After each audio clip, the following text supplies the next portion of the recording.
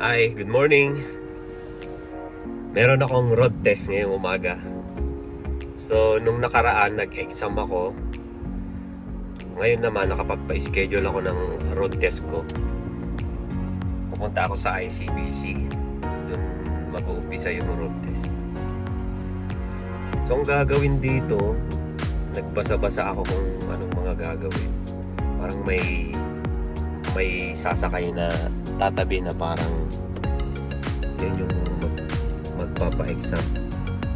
Yun yung tawag doon, supervisor or examiner. Tapos pupunta kayo sa kalsada kung saan kanya dalhin. Tapos drive ka lang, titignan niya kung okay ka mag-drive. Kung pasado ka after nung road test, magkakalisensya ka. O sana makapasa ako. Dito na tayo sa ICBC ulit. That's good. Yan, dito tayo umpisa ng road test. Pasok na ako sa loob para sabihin ko nandito na ako. Mga 11 mag-uumpisa na. So mayroon pang 15 minutes. Good luck sa akin. Ay, yun. Tapos na yung road test natin. Kaso, hindi ko na ipasa itong first attempt ko. Hindi ko na ipasa yung road test. Kaya hindi ako binigyan ng Class 5 driver's license. Ang ibinigay sa akin ay binigyan ako ng learners. Class 5 driver's license. Ito yung binigay sa akin na pansamantalang gagamitin ko. Learners ako, mag-aaral ako ulit, parang ganun. So pwede akong magpa-reschedule after 14 days. Yan, after 14 days pwede akong mag-road test ulit para schedule lang ako. Ang mga puna sa akin, shoulder checks, meron akong isang intersection, dalawa yata yun na hindi ako nag-shoulder check. Tapos C1 to slow for conditions. Slow turns, slowing down at intersections. Yan. Sa mga intersection, masyado daw akong mabagal lumiko. Tsaka yung mga intersection, pineprenuhan ko kaya hindi pwede, hindi maganda. Dapat diretso lang. Tapos, meron akong violation, yung turning from a one-way onto a two-way using outside lane. Ito, tricky kasi ito kanina eh. Hindi ko nakita yung intersection. Sabi sa akin, turn left on the next intersection. Nasa right lane ako eh. Nasa right lane. Two-way lane yun na one-way. Tapos, biglang may intersection na pala, pa-left, hindi ko nakita. Daming mga nakaparking na kotse. Wala ring guhit sa kalsada. Kaya tricky yung lane na yun. Tapos, meron akong DA. Attempted to cross intersection with cross traffic present. Yan yung nakapreno ako. Tapos, binitawan ko yung preno. Parang gumalaw kunti yung kotse, tapos prineno ko ulit. Yan, yun yung violation ko yan. Kaya fail tayo ngayon.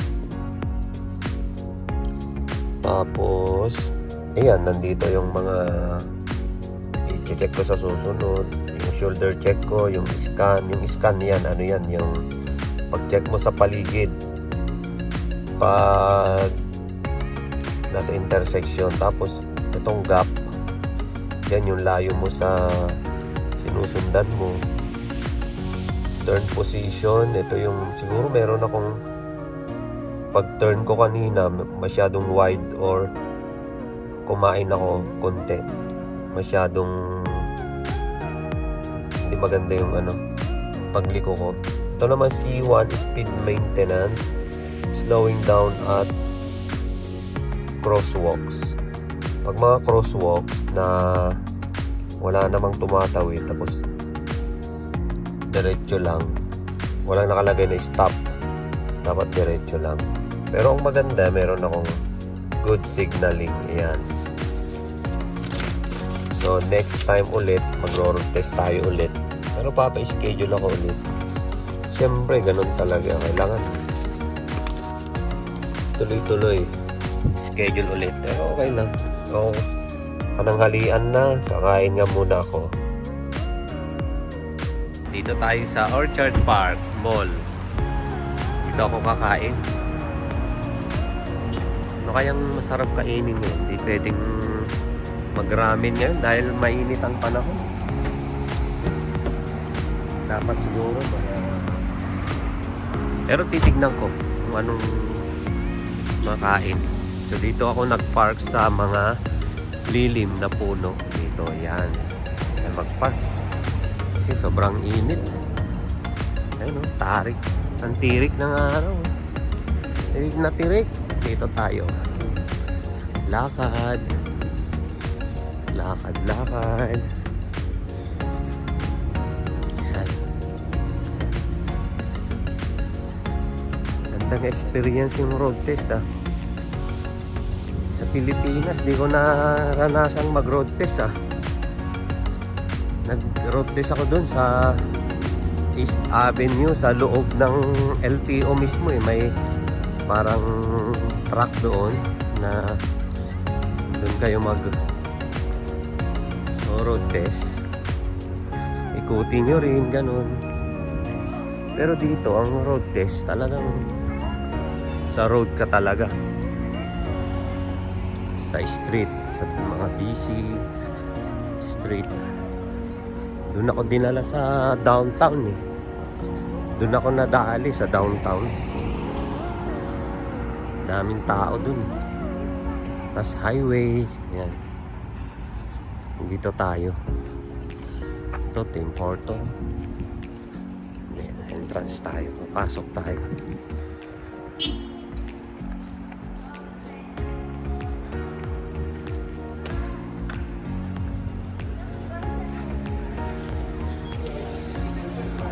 Dito tayo sa mall. Ito ang mall dito. So, may binibid ulit mga artworks binibid. Nakakuha ako isa nito The Pines, nakuha ko.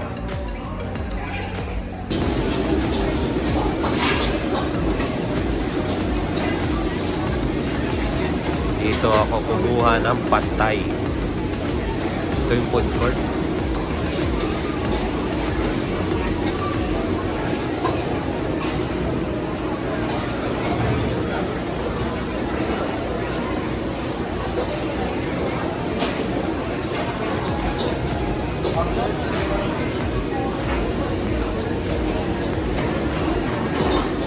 Ito yung food court nila rito sa mall. Ito na yung patay. Patay. Ewan ko lang kung parehas dun sa iniisip kong patay. Tingnan natin. Mukhang masarap naman. Kain muna mga ka-that's good.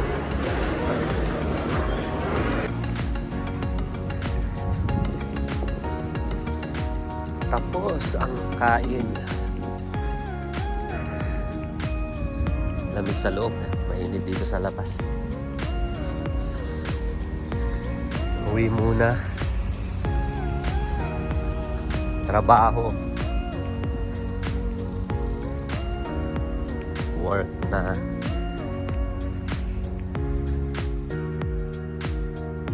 Dito muna tayo, may nakita tayong garage sale. Tingnan nga natin kung ano yung mga binibenta nila.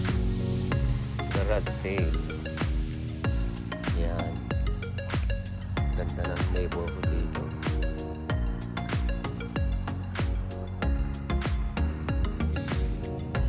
Yan, upuan, binibenta. 40. Ganda ng bulaklak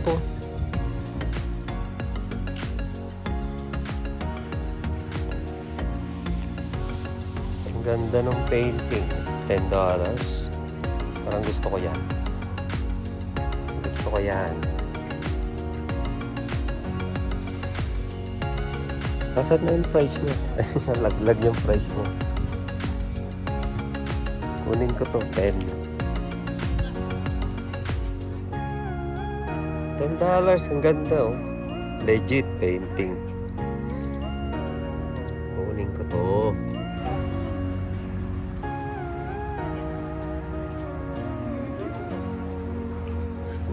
$1 cup.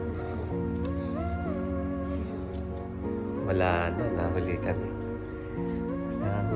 Wala na, ubos na.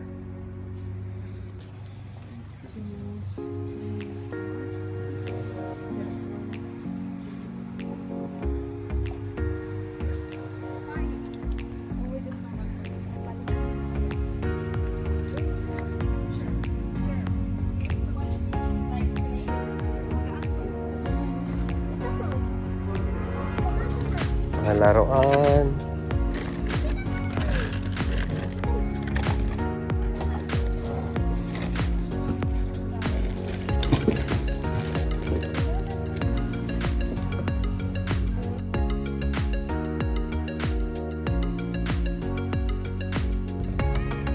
Ayan.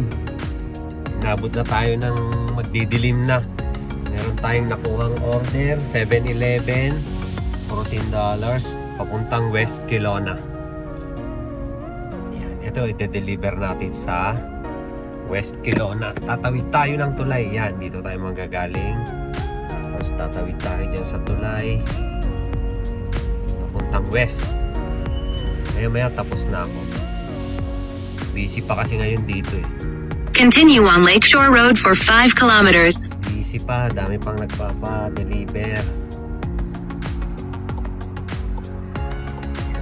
Kanina nabuksan ko na yung skip skip bag yung dumating. Nadala na yung skip. Pero hindi pa approve yung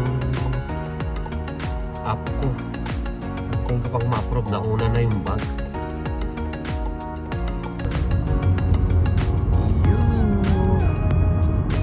Paggabi wala tayong makikita. Hindi yata makita masyado ng camera. Pero ang ganda rin ng view paggabi. Ang ganda ng mga ilaw.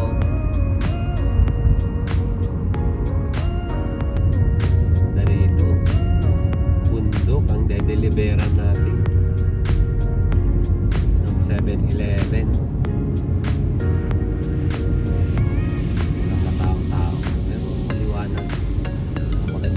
Wala kang kaba-kaba na may butas.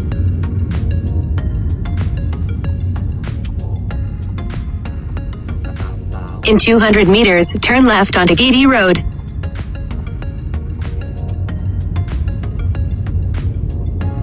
Head southeast on Boucherie Road towards Skyline Road. In 150. Deliver na yung 7-Eleven, tapos na ang duty. Tapos na yung oras ng duty natin. Balik na tayo sa East Kelowna. Doon na tayo sa tawid ulit ng tulay. Balik tayo sa baba. Sa bundok tayo. Parang big frisbee doon. Diretso pababa. Parang naano mo yung tenga ko. Taas kasi.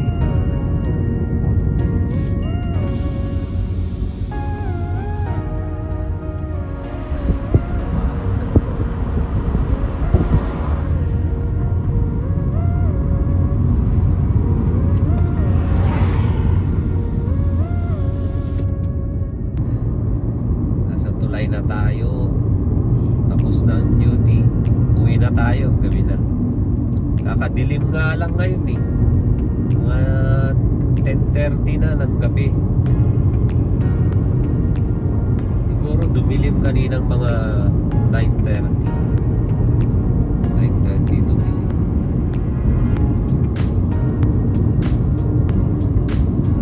Bennett Bridge.